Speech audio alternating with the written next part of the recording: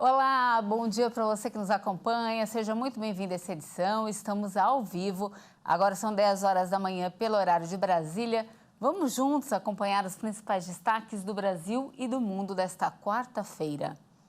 Damos início a essa edição falando da chuvarada que caiu ontem e causou muitos transtornos nas duas capitais mais populosas do país. No Rio de Janeiro, uma criança de 2 anos morreu. E aqui em São Paulo, em apenas 3 horas, choveu previsto para 10 dias. Os alagamentos provocaram um trânsito recorde. O que atingiu o Rio de Janeiro fez a cidade entrar em estágio de alerta. Em apenas 4 horas, choveu 70% do esperado para todo o mês. Mas em alguns bairros, como na Zona Norte, o volume ultrapassou o previsto para fevereiro.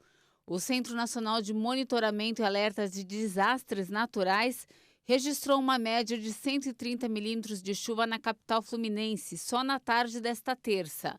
Na Zona Norte, choveu em 4 horas mais que o volume esperado para o mês.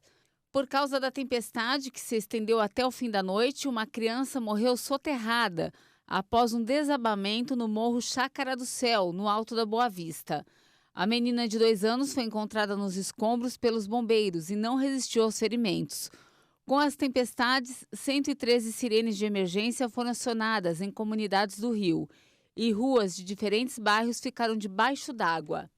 Já em São Paulo, em apenas 3 horas, choveu previsto para 10 dias e toda a capital entrou em estado de atenção. Foram registrados 34 pontos de alagamento, sendo 22 intransitáveis. A cidade teve 431 quilômetros de congestionamento, um recorde anual de trânsito em dias de fortes chuvas.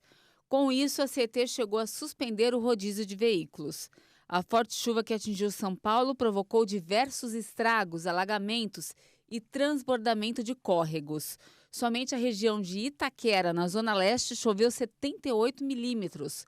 Por causa da queda de uma árvore na região da estação Jurubatuba da CPTM, a linha 9 Esmeralda interrompeu a circulação dos trens por uma das vias. Também foram registrados pontos de alagamentos entre as estações Francisco Morato e Botujuru, na linha 7 Rubi, interrompendo a circulação no trecho. No metrô, a linha 4 Amarela também teve que interromper o funcionamento por causa de alagamentos entre as estações São Paulo Morumbi e Vila Sônia. Quanto estrago, né, gente? Olha, e agora há pouco, o corpo de uma jovem de 24 anos, que foi arrastado durante a forte chuva, foi encontrado em um córrego de Osasco, na Grande São Paulo. Os moradores encontraram o corpo nesta manhã e já acionaram o resgate. Os bombeiros ainda buscam o corpo de uma outra pessoa desaparecida na zona leste da capital durante o temporal. E agora a gente atualiza a previsão do tempo para esta quarta-feira. A expectativa é de que esses fortes temporais que causaram tantos estragos não se repitam mais nessa semana. As chuvas devem continuar ao longo de todo o mês de fevereiro, mas em um volume bem menor do que o que foi registrado ontem, ainda bem. Vamos conferir então como vai ficar o tempo hoje em algumas capitais?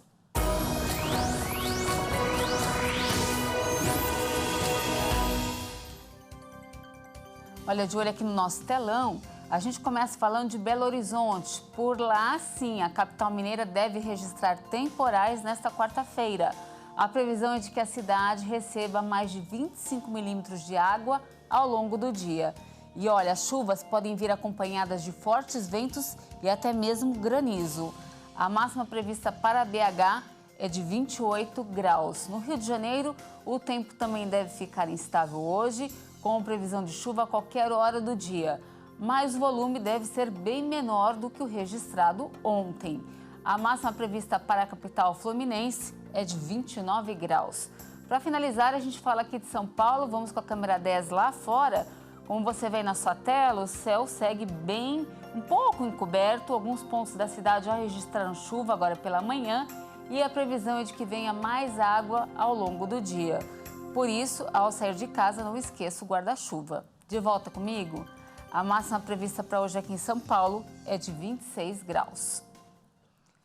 No destaque internacional, ainda falamos da chuva, só que agora lá no Peru.